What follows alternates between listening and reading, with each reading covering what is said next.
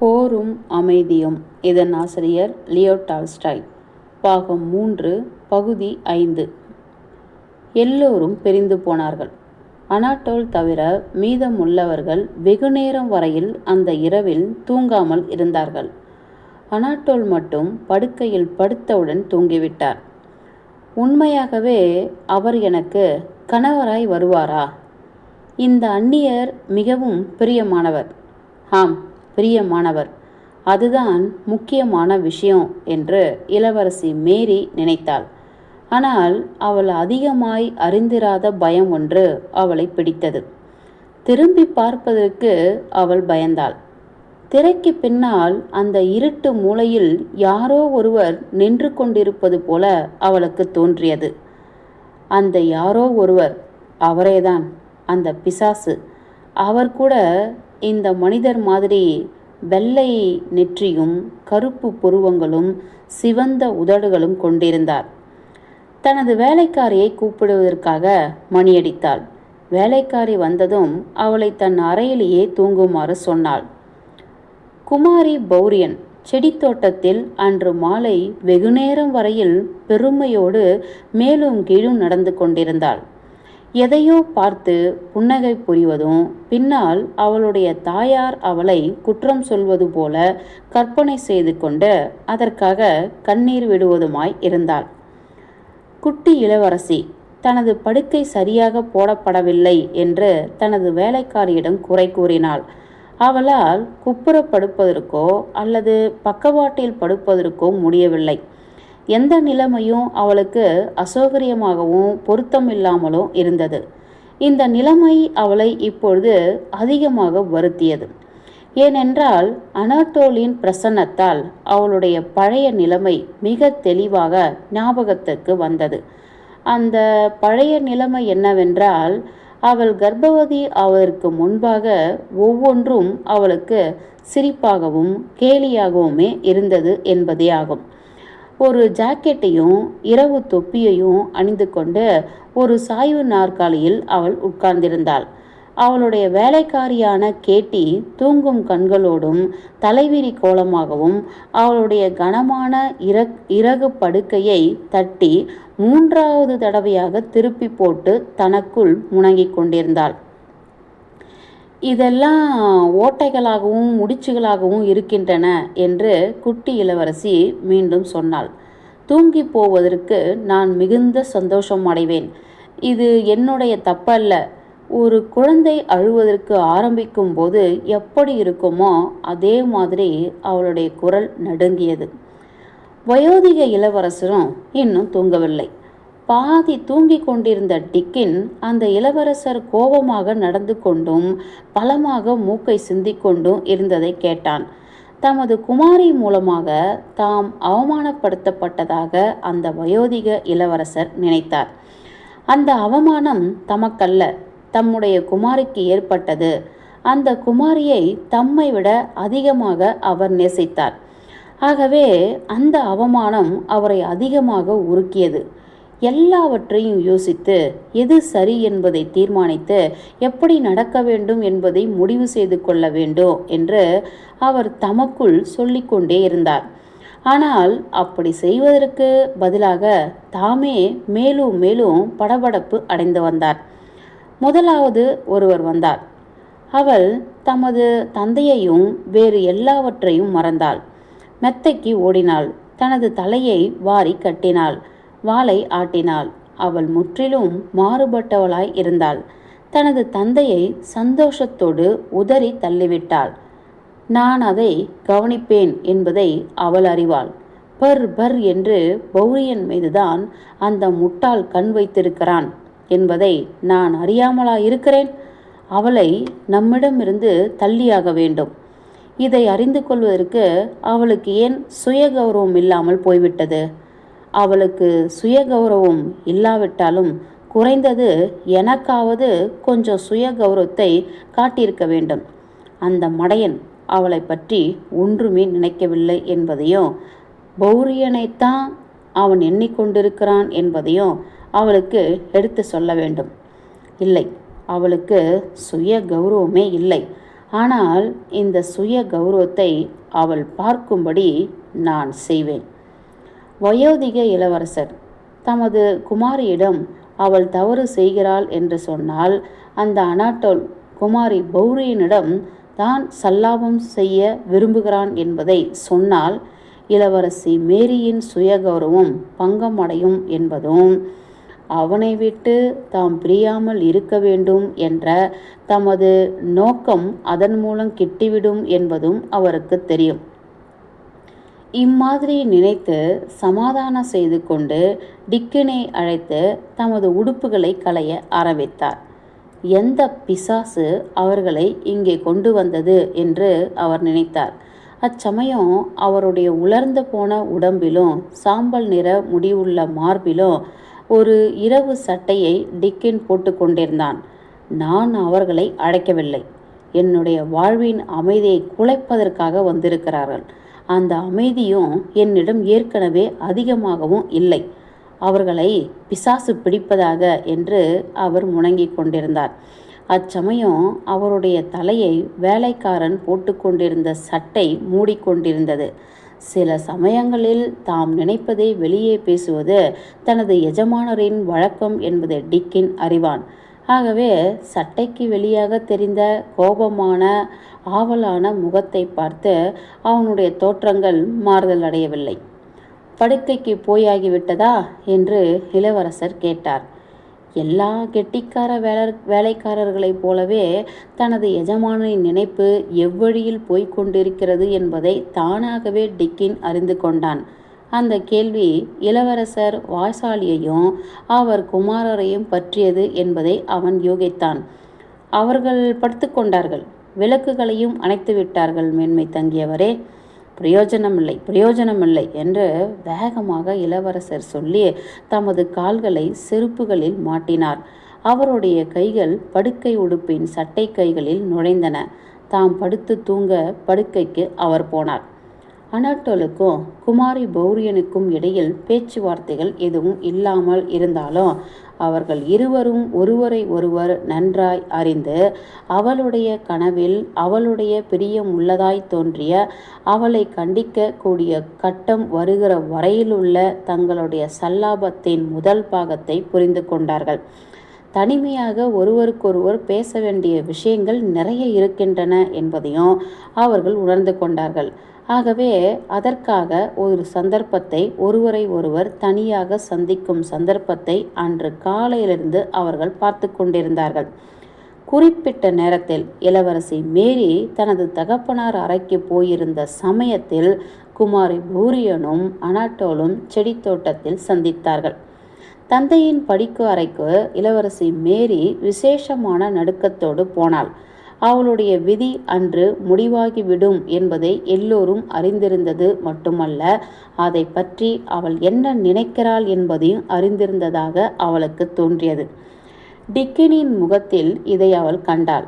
இளவரசர் வாய்சாலியின் வேலைக்காரன் முகத்திலும் இதை அவள் கண்டாள். தாழ்வாரத்தின் வழியாக அவன் வெந்நீர் கொண்டு போய்க் கொண்டிருந்த போது அவளை சந்தித்தான். சந்தித்ததும் அதிகமாய் தலை குனிந்து மரியாதை செய்தான். அன்று காலையில் அவருடைய குமாரியிடம் மிகுந்த கவனத்தோடும் பிரியத்தோடும் வயோதிக இளவரசர் நடந்து கொண்டார். மிகுந்த கஷ்டத்தோடு தமது தந்தை அம்மாதிரியான அன்பு தோற்றத்தை முகத்தில் காட்ட முயற்சி செய்து கொண்டிருக்கிறார் என்பதை இளவரசி மேரி அறிவாள். அவருடைய முகம் அம்மாதிரி தோற்றத்தை காட்டிக் கொண்டிருந்த போது அவருடைய கணக்கு படத்தில் அவள் புரிந்து கொள்ள முடியாத சமயத்தில் மிகுந்த எரிச்சலோடு தமது உயர்ந்த கைகளை மூடிக்கொண்டு நாற்காலியை விட்டு எழுந்து அவளை விட்டு விலகி போய் தனிந்த குரலில் தாம் சொன்ன வார்த்தைகளையே பல தடவைகள் சொல்லி கொண்டிருப்பார். அந்த சமயத்தில் அவர் முகத்தில் என்ன தோற்றம் காணப்படுமோ அதுவே இப்பொழுதும் காணப்பட்டது. அன்போடு அவர் அவளிடம் நடந்து தாம் பேச வேண்டிய விஷயத்தை ஆரம்பித்தார். உன்னை பற்றி எனக்கு ஒரு பேச்சு வந்திருக்கிறது என்று இயற்கைக்கு விரோதமான புன்சிரிப்போடு அவர் சொன்னார். இளவரசர் வாய்சாலி தமது சீடனை, என்ன காரணத்துக்காகவோ அனாட்டோலை சீடன் என்றே இளவரசர் பால்கோன்ஸ்கி குறிப்பிட்டு வந்தார். இங்கே அழைத்து கொண்டு வந்ததற்கான காரணத்தை நீ யூகித்திருப்பாய் என்று எதிர்பார்க்கிறேன். அவர் அழைத்து கொண்டு வந்தது என்னுடைய அழகான கண்கள் பார்ப்பதற்காக அல்ல. உன்னை பற்றி நேற்றிரவு அவர்கள் என்னிடம் திருமண பேச்சு பேசினார்கள். என்னுடைய கொள்கைகள் உனக்கு தெரியும். ஆகவே உன்னுடைய அபிப்பிராயத்தை கூறும்படி நான் உனக்கு விட்டுவிடுகிறேன். உங்களை எப்படி நான் புரிந்து கொள்வது எனது தந்தையே என்று இளவரசி முகம் விளிரி பின்னால் முகம் நாணி சிவந்து சொன்னாள். எப்படி என்னை புரிந்து கொள்வதா என்று அவளுடைய தந்தை கோபமாக கூச்சலிட்டார். இளவரசர் வாய்சாலி உன்னை தம்முடைய விருப்பத்திற்கு பொருத்தமான மருமகள் என்று நினைக்கிறார். ஆகவே அவருடைய சீடருக்கு திருமணம் செய்து வைக்கும்படி கேட்கிறார். புரிந்து கொள்வது என்பது அதுதான். எப்படி புரிந்து கொள்வதாவது? இப்பொழுது நான் உன்னை கேட்கிறேன். நீங்கள் என்ன நினைக்கிறீர்கள் என்பது எனக்கு தெரியாது அப்பா என்று இளவரசி முணுமுணுத்தாள். நான் நான் என்னை பற்றி? இந்த விஷயத்திலிருந்து என்னை விட்டுவிடு. நான் இப்பொழுது கல்யாணம் செய்து கொள்ளப் போவதில்லை. உன்னை பற்றி என்ன? அதை பற்றி தான் நான் இப்பொழுது அறிய விரும்புகிறேன்.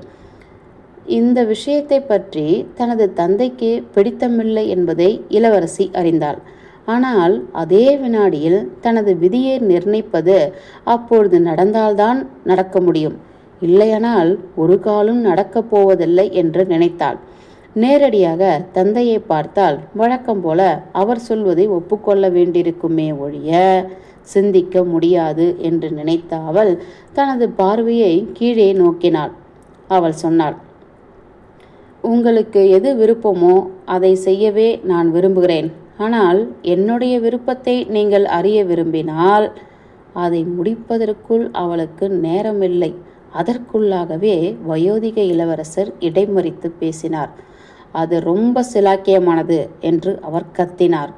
அவர் திருமண பரிசோடு உன்னை அழைத்து கொண்டு போவார். குமாரி பௌரியனையும் சேர்த்தே கொண்டு போவார். அவள்தான் மனைவியாய் இருப்பாள். ஆனால் நீ? இளவரசர் பேசுவதை நிறுத்தினார். இந்த வார்த்தைகள் தமது குமாரியிடம் ஏற்படுத்திய உணர்ச்சியை கவனித்தார். அவள் தனது தலையை கீழே தொங்கவிட்டு கண்ணீர் வடிக்க தயாரானாள். இப்பொழுது சொல்லு, இப்பொழுது சொல்லு. நான் சும்மா விளையாட்டுக்கு சொன்னேன் என்று அவர் சொன்னார்.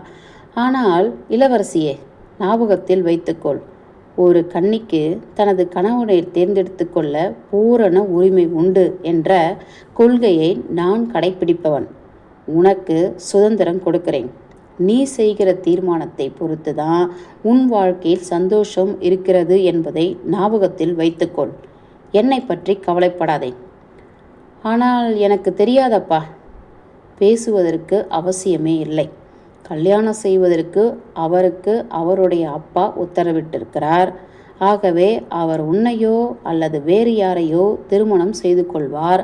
ஆனால் உனக்கு வேண்டியவரை தேர்ந்தெடுத்து கொள்வதற்கு உனக்கு பூரண உரிமை உண்டு. உன்னுடைய அறைக்கு போ. இதை பற்றி நன்றாக யோசி. இன்னும் 1 மணி நேரத்தில் திரும்பி என்னிடம் வந்து அவருடைய முன்னிலையில் ஆமோ அல்லது இல்லை என்பதை சொல்லு. இதற்காக நீ பிரார்த்தனை செய்வாய் என்று எனக்கு தெரியும். நல்லது, உனக்கு பிரியமானால் பிரார்த்தனை செய்து கொள். ஆனால் இதை பற்றி நீ நன்றாய் சிந்திப்பது மிகவும் சிலாக்கியம். போ. ஆமா இல்லை, ஆமா இல்லை, ஆமா இல்லை. இளவரசி மூடுபனிக்குள் அகப்பட்டு கொண்டிருந்த மாதிரி தடுமாறி அவருடைய படிப்பு அறையை விட்டு வெளியே வந்தாள். இன்னமும் அவர் சுத்தி கொண்டே இருந்தார். அவளுடைய விதி தீர்மானிக்கப்பட்டு விட்டது. சந்தோஷமாக தீர்மானிக்கப்பட்டு விட்டது. ஆனால் அவளுடைய தகப்பனார் குமாரி பௌரியனை பற்றி சொல்லியது பயங்கரமானது.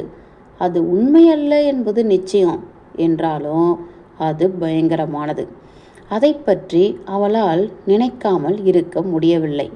அவள் நேராக செடி கூடத்தில் நுழைந்து எதையும் பார்க்காமலும் கேட்காமலும் போய்கொண்டிருந்த போது தனக்கு பழக்கமான குமாரி பௌரியனின் முணுமுணுப்பை கேட்டு அவள் தன் உணர்வு கொண்டாள். தனது கண்களை அவள் உயர்த்தினாள். 2 அடிகளுக்கு அப்பால் அனாட்டோல் அந்த பிரெஞ்சு பெண்ணை ஆலிங்கனம் செய்து அவளிடம் எதையோ முணுமுணுத்து கொண்டிருந்ததை கண்டாள். தமது அழகான முகத்தில் ஒரு பீதி அடைந்த தோற்றத்தோடு அனாட்டோல் இளவரசி மேரியை பார்த்தார். ஆனால் உடனே குமாரி பௌரியனின் இடுப்பில் உள்ள தமது கையை அவர் எடுக்கவில்லை.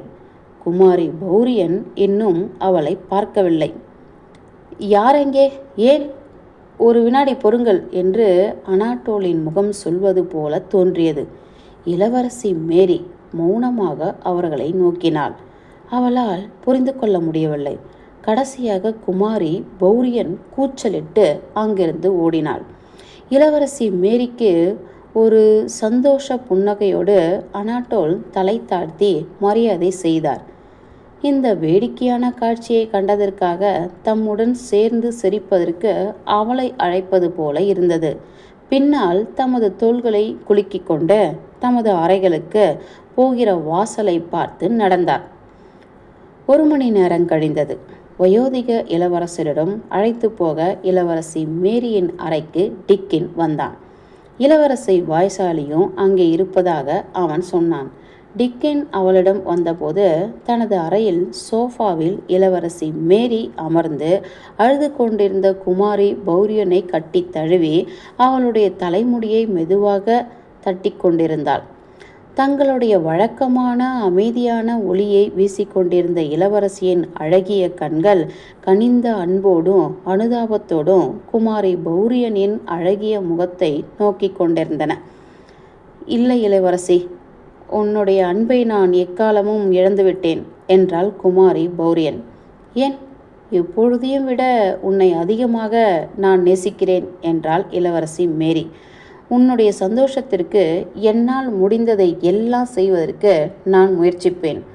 ஆனால் நீர் என்னை வெறுக்கிறீர். நீர் ரொம்பவும் பரிசுத்தமானவராதலால் உணர்ச்சிகளால் மக்கள் எவ்வளவு தூரம் அடித்து கொண்டு போகப்படுகிறார்கள் என்பதை உம்மால் ஒருபோதும் அறிந்து கொள்ள முடியாது. என்னுடைய தாயார் மட்டும்... எனக்கு நன்றாய் புரிகிறது என்று இளவரசி மேரி ஒரு சோகமான புன்னகையோடு பதிலளித்தாள். அமைதியாய் இரு, நான் என்னுடைய தந்தையிடம் போக வேண்டும் என்று அவள் சொல்லிவிட்டு அங்கிருந்து போனாள். இளவரசர் வாய்சாலி கால் மேல் கால் போட்டுக்கொண்டும் கையில் ஒரு பொடி டப்பியை வைத்து கொண்டும் தமது உள்ளத்தை கலக்கிவிட்டது போன்ற ஒரு ஆழ்ந்த பரபரப்பை முகத்தில் காட்டிக்கொண்டும் உட்கார்ந்திருந்தார். தம்முடைய புத்திசாலித்தனத்தை நினைத்து வருந்தி கொண்டும் சிரித்து கொண்டும் இருந்தார். அச்சமயம் இளவரசி மேரி உள்ளே வந்தாள். வேகமாக அவர் ஒரு சிமிட்டா பொடியை கையில் எடுத்தார். என் அன்பே, என் அன்பே என்று அவர் ஆரம்பித்து எழுந்து நின்று அவளுடைய 2 கைகளையும் பற்றினார். அப்புறம் பெருமூச்சு விட்டு கொண்டு மேலும் கூறினார். என்னுடைய மகனின் விதி உன் கைகளில் இருக்கிறது. என்னுடைய அன்பான நல்ல குணமுள்ள அமைதியான மேரி, உன்னை நான் எப்பொழுதுமே எனது மகளைப் போலவே நேசித்து வந்திருக்கிறேன். இப்பொழுது உனது தீர்மானத்தை தெரிவிப்பாயாக. அவர் நிமிர்ந்து பின்னால் சாய்ந்தார். ஒரு உண்மையான கண்ணீர் துளி அவருடைய கண்ணில் தோன்றியது. பர் பர் என்று மூக்கினால் சத்தமிட்டார். தமது சீடனுக்காக, குமாரனுக்காக உன்னிடம் இளவரசர் கேட்கிறார். இளவரசர் அனாட்டோல் குராகினின் மனைவியாக வர உனக்கு விருப்பமா இல்லையா? ஆம் அல்லது இல்லை என்று பதில் சொல்லு என கூவினார்.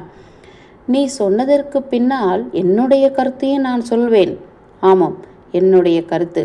அது என்னுடைய கருத்தேதான் என்று இளவரசர் பால்கோன்ஸ்கி இளவரசர் வாய்சாலியை பார்த்து அவருடைய பரிதாபகரமான தோற்றத்திற்கு பதில் கூறுவது போல பேசினார். ஆம், இல்லை. உம்மை விட்டு எப்பொழுதுமே பிரியக்கூடாது என்பதுதான் என்னுடைய விருப்பம் அப்பா. உங்களுடைய வாழ்க்கையிலிருந்து என்னுடைய வாழ்க்கையை எப்பொழுதுமே நான் பிரிக்கப் போவது இல்லை. நான் கல்யாணம் செய்து கொள்ள விரும்பவில்லை என்று அவள் உறுதியாக கூறி இளவரசர் வாய்சாலியையும் அவருடைய தந்தையையும் தமது அழகிய கண்களால் நோக்கினாள். வெறும் புரட்டு, அசட்டுத்தனம், புரட்டு புரட்டு புரட்டு என்று இளவரசர் பால்கோன்ஸ்கி கத்தினார்.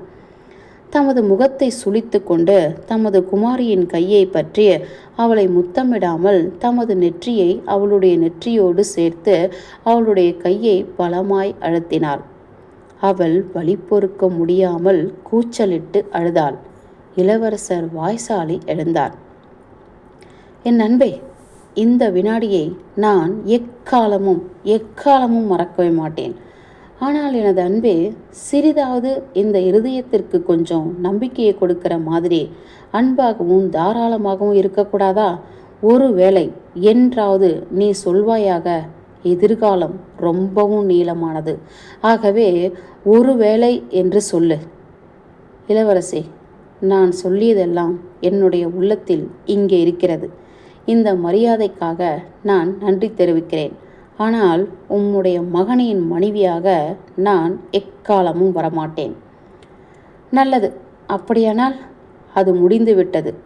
எனது அன்பான நண்பரே, உம்மை பார்த்ததற்காக நான் மிகவும் சந்தோஷம் அடைகிறேன். மிகுந்த சந்தோஷம். உனது அறைகளுக்கு போவாயாக இளவரசியே, போ என்றார் வயோதிக இளவரசர். இளவரசர் வாய்சாலியை அவர் ஆலிங்கனம் செய்து கொண்டு, உம்மை பார்த்ததற்காக மிக மிக மகிழ்ச்சி அடைகிறேன் என்று மீண்டும் சொன்னார். என்னுடைய பிரவர்த்தி வேறு விதமானது என்று நினைத்தாள் இளவரசி மேரி. அன்பினாலும் தியாகத்தினாலும் ஏற்படக்கூடிய மகிழ்ச்சியான மற்றொரு வித மகிழ்ச்சியே என்னுடைய பிரவர்த்தியாக இருக்க வேண்டும் என்று நான் நினைக்கிறேன். என்ன வந்தாலும் சரி, பாவம் அமளியின் சந்தோஷத்திற்காக நான் ஏற்பாடு செய்வேன். அவள் அவரை ரொம்ப ஆர்வத்தோடு நேசிக்கிறாள், உணர்ச்சியோடு வருந்துகிறாள். அவர்களுக்குள் திருமணம் ஆகும்படி என்னால் முடிந்ததையெல்லாம் செய்வேன். அவருக்கு சொத்துகள் இல்லை என்றால் அவளுக்கு வேண்டிய பணத்தை நான் கொடுப்பேன். எனது தந்தையையும் ஆண்ட்ரூவையும் அப்படி செய்யும்படி நான் கேட்பேன். அவள் அவருடைய மனைவியாக ஆகும்போது நான் மிகுந்த மகிழ்ச்சி கொள்வேன். ஒரு அந்நிய நாட்டு பெண் தன்னந்தனியாக இருக்கிறாள். உதவிக்கு யாரும் கிடையாது. அவ்வளவு துரதிர்ஷ்டமானவள். அவள் எவ்வளவு தூரம் தன்னை மறந்து இருப்பாளானால், ஹோ கடவுளே, அவள் எவ்வளவு ஆர்வத்தோடு அவரை நேசிப்பதாய் இருக்க வேண்டும். ஒருவேளை நானும் அம்மாதிரி செய்வதாய் இருக்கலாம் என்று இளவரசி மேரி நினைத்தாள். பாகம் 5 முடிந்தது.